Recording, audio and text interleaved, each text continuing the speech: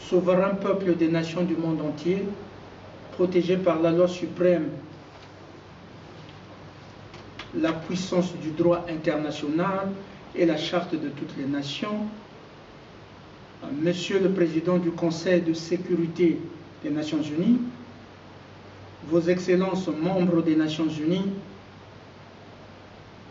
Vos Excellences membres du corps diplomatique et consulaire permanent auprès des Nations Unies, Excellences, anciens secrétaires généraux des Nations Unies et leurs adjoints, leurs Excellences Antonio Guterres et Ban Ki-moon,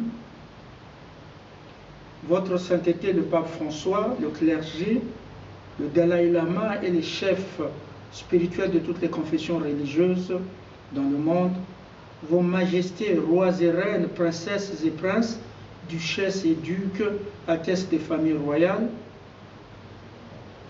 Excellences, présidents, chefs d'État et premières dames,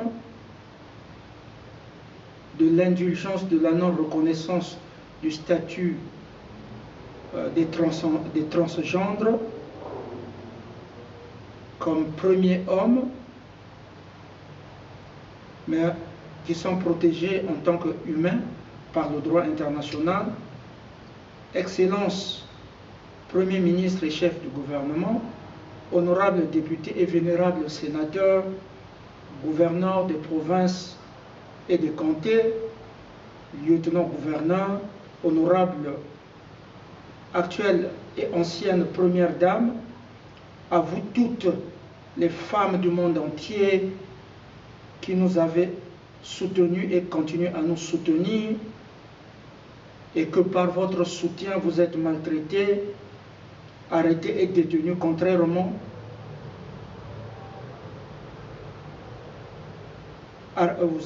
détenus arbitrairement et aviez subi ou non les stigmates de la violence mémorable du viol maçonnique dans votre corps physique, alors que vous continuez à traîner encore les séquelles mentales du manque de justice devant l'impunité de vos abuseurs et de vos oppresseurs. À vous, ministre de la Défense, chef d'état-major, officiers et sous-officiers des armées, parachutistes, paracommandos, groupements aéroportés, fantassins, capitaines de corvette, marins,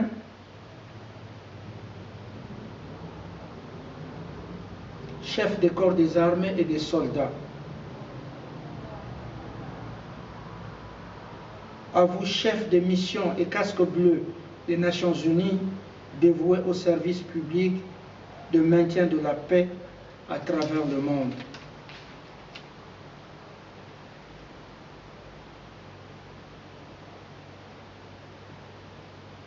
Nous sommes le professeur Lojane Senkunku, professeur des universités francophones, de la Commonwealth et des universités catholiques sous l'égide du Vatican, premier docteur en droit international du pétrole, des minerais et de l'énergie, procureur international des affaires pétrolières, minières et énergétiques des Nations Unies, et depuis le 1er juillet 2021, suite à une longue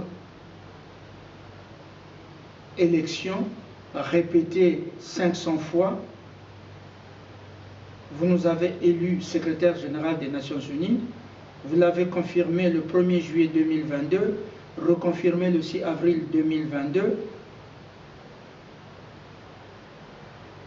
Nous sommes mariés à Madame Bongissa Nzileka Nkunku de l'Afrique du Sud, de nationalité sud-africaine, et père des enfants.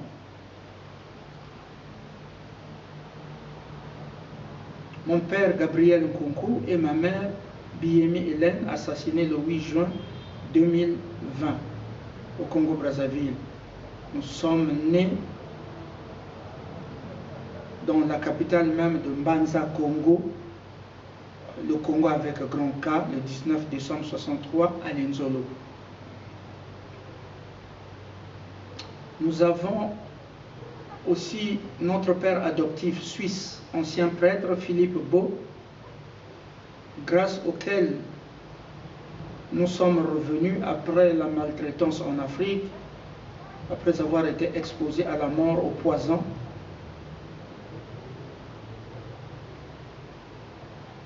Au Kenya, où nous sommes allés enseigner à l'université plusieurs matières et nous avons contribué sous l'égide des Nations Unies avec l'UNEP au progrès des économies africaines.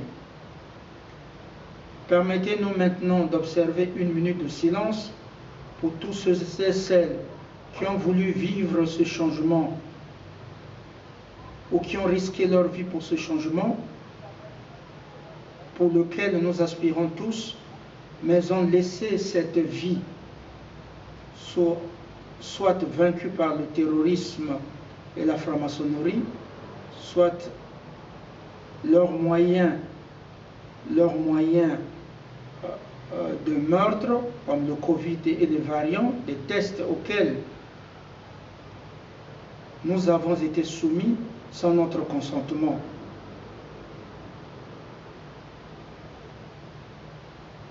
Une minute de silence pour penser à celles et ceux qui ont le courage d'exprimer leurs opinions interdites dans les médias, risquant ainsi leur vie.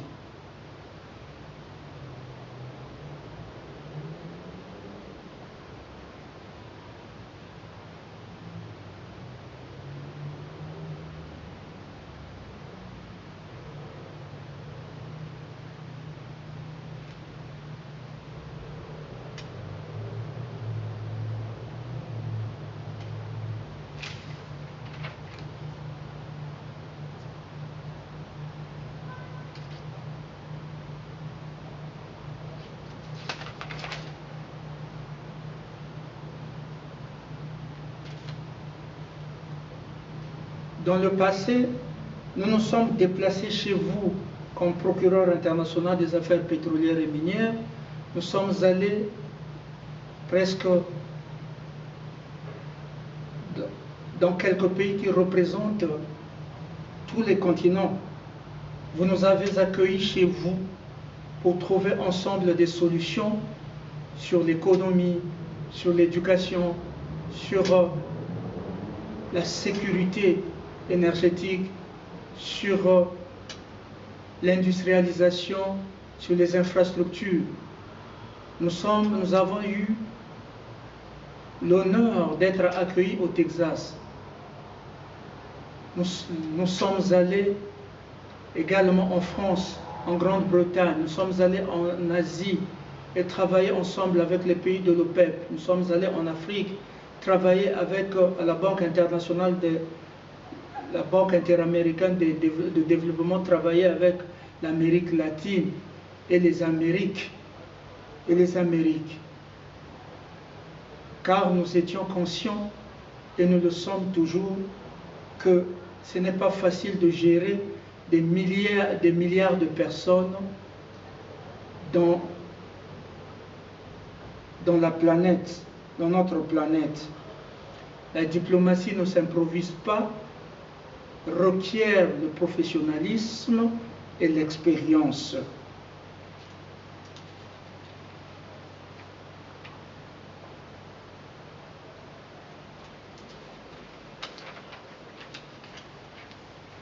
Depuis lors,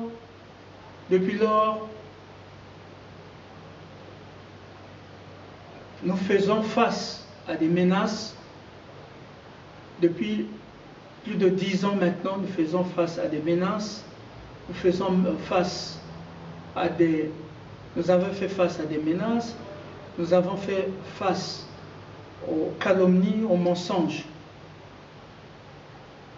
De mensonges. non pas seulement nous, mais les peuples, car notre destin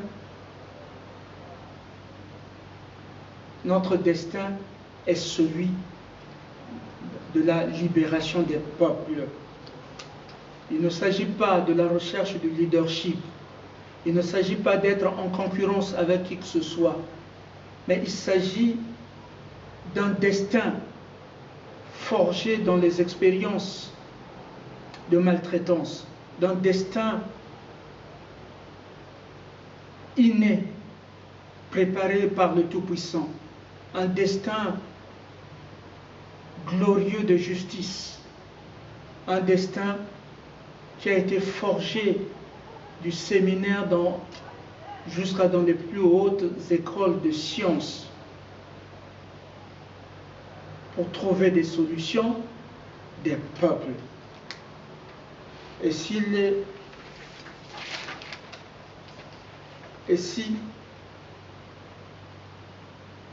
il faut résumer notre destin,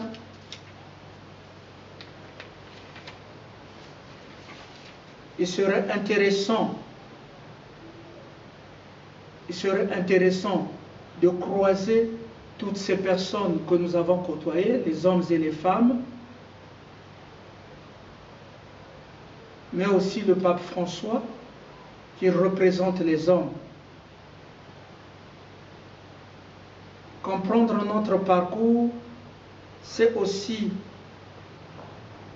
ou le résumer simplement, consiste à connaître des femmes que j'ai rencontrées, et sans les citer toutes, permettez-moi d'en faire mention 5 les plus extraordinaires qui m'ont aidé à accomplir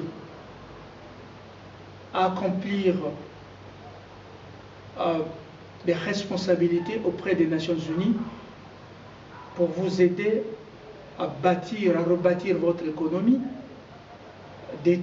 détruite par le Covid, par le nouvel ordre mondial et la Deep State. Il serait donc intéressant de croiser ces femmes, ces 6 femmes. La première femme qui nous a aidés dans cette tâche, c'est ma mère, Hélène Biyemi. La deuxième femme, c'est la reine Elisabeth II. La troisième femme, c'est l'Organisation des Nations Unies, où nous avons beaucoup investi pour l'humanité, le cadre approprié, et qui aujourd'hui envahi par la franc-maçonnerie, l'impunité, qui héberge beaucoup des terroristes. La quatrième femme, c'est la justice des victimes de la franc-maçonnerie, des guerres, des holocaustes et des génocides qui marquent un coup d'arrêt à l'impunité. La cinquième femme, c'est la Charte des Nations Unies. La sixième, c'est mon épouse et toutes les femmes du monde, leur solidarité pour nous aider à accomplir et achever ce que nous avons commencé aux Nations Unies.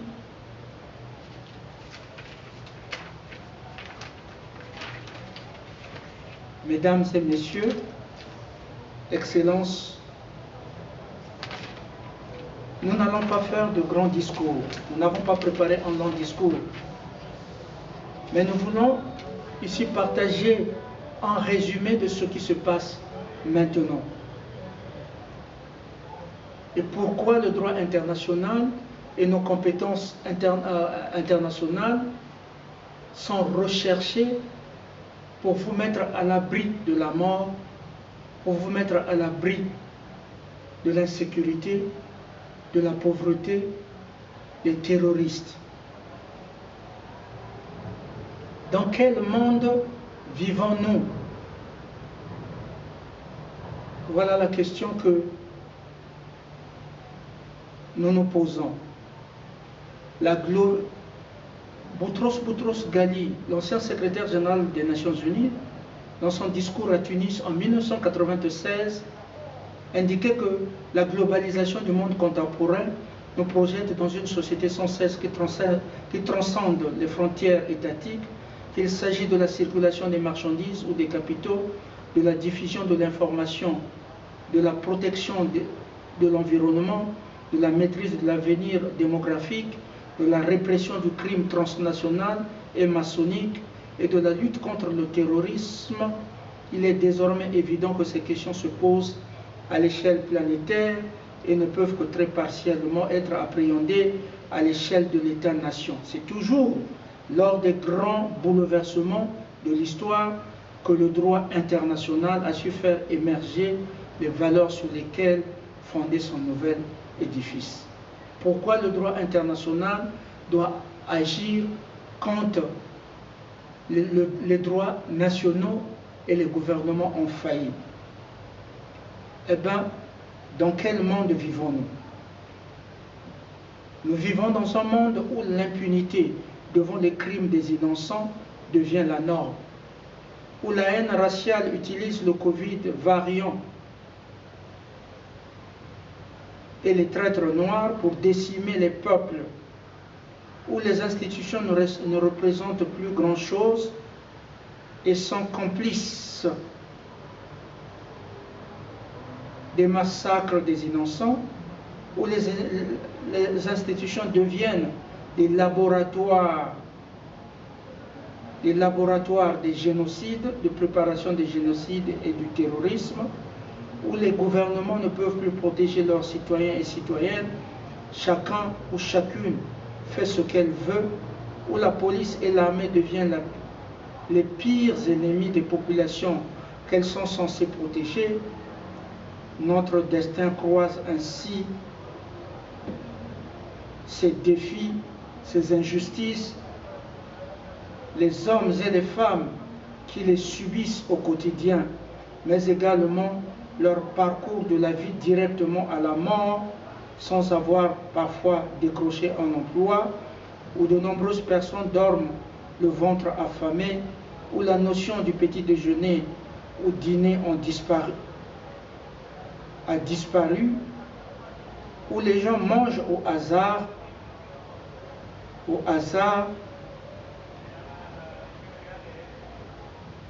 où la vie de chacun et chacune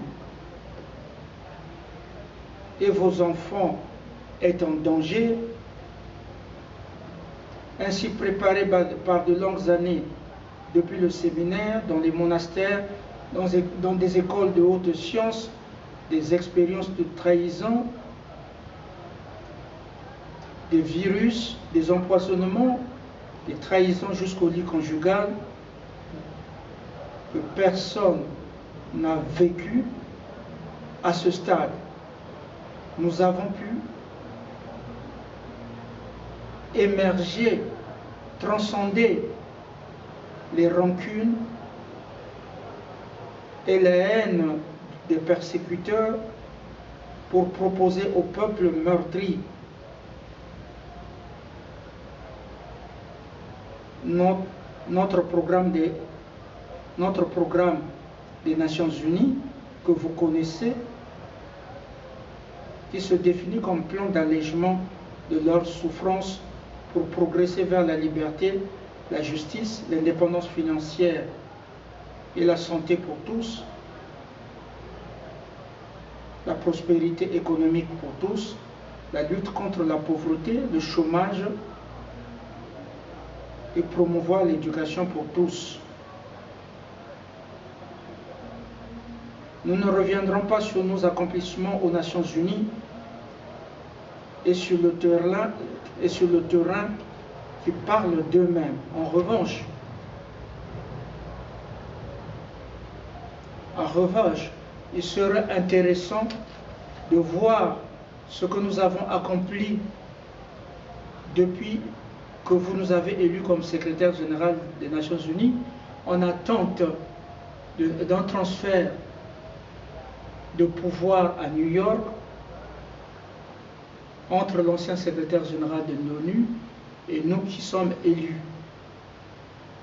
L'une de nos plus grandes réalisations aux Nations Unies depuis notre élection, c'est d'avoir créé l'Agence des Nations Unies pour la médecine nucléaire, atomique et de l'éthique pour soigner des corps criblés, non pas de balles, mais truffés des microtechniques, des puces électroniques. Les opérations chirurgicales sont délicates et la plupart des filles et hommes, après avoir utilisé la franc-maçonnerie, l'organisation criminelle et les services secrets, sont achevés dans les hôpitaux ordinaires sans protection. La deuxième, la réforme des modes de financement des Nations Unies pour que les Nations Unies deviennent une institution apolitique, impartiale et neutre, mettant fin à la privatisation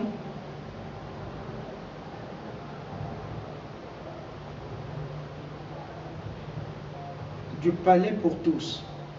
La troisième et la dernière, c'est d'avoir instauré la journée des Nations Unies pour la commémoration des Noirs et la journée de son Excellence Kofi Annan,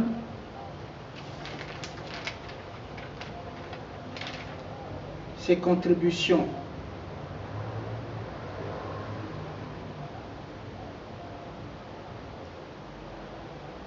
Excellences, Mesdames et Messieurs, notre message ne serait pas lent, mais d'insister sur le fait que le monde entier, le monde est en danger, où la presse est menacée, où l'opinion, où la liberté d'opinion et d'expression sont menacées, où les femmes sont en esclavage et ne peuvent s'exprimer que sous le signe de la franc-maçonnerie,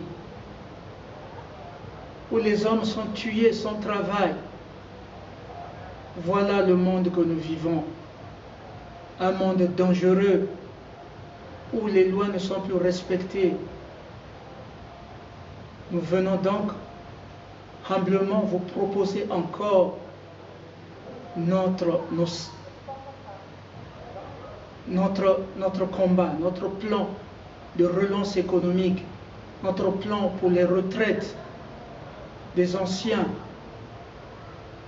notre plan de protection, de sécurité pour tous. Nous vivons dans un monde où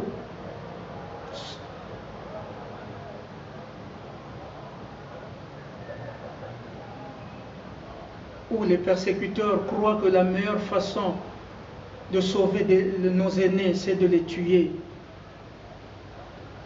Où les persécuteurs pensent être au-dessus de la loi. Où les persécuteurs pensent que la meilleure façon d'aider les Noirs, il faut les enfermer dans l'esclavage. Où les persécuteurs et les francs-maçons pensent que la meilleure façon de gérer la population mondiale, c'est d'organiser les massacres à l'échelle planétaire. Dans un monde où l'hégémonisme, les persécuteurs pensent que c'est l'hégémonisme qui doit prendre le dessus sur le multilatéralisme, où la souveraineté des peuples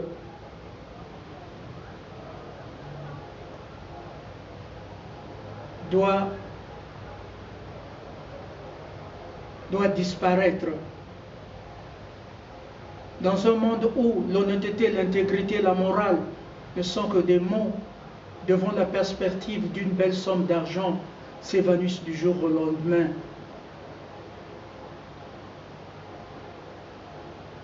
Il y a donc urgence pour la sécurité pour tous. Il y a urgence pour sauvegarder ce qui peut l'être, pour sauver l'humanité. Il n'y a pas une deuxième planète. Nous vous appelons, à vous tous, les peuples du monde entier, à tous les gouvernements, à tous les peuples, de choisir entre la célébration de votre liberté à New York ou le péril pour tous, la mort pour tous.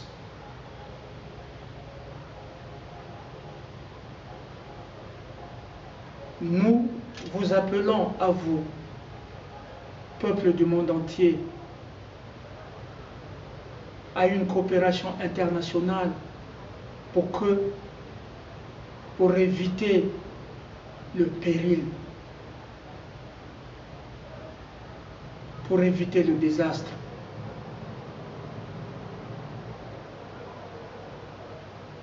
Nous ne ferons pas un long discours. Ce que vous vivez seul, vous le savez. Nous vous proposons encore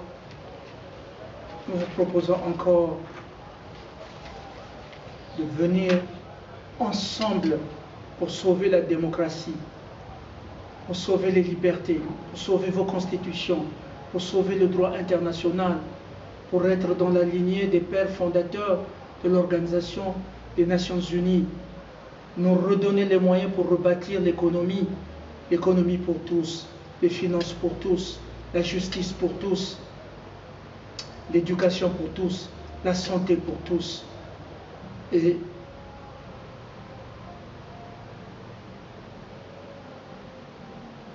surtout la sécurité contre la franc-maçonnerie, la sécurité pour tous.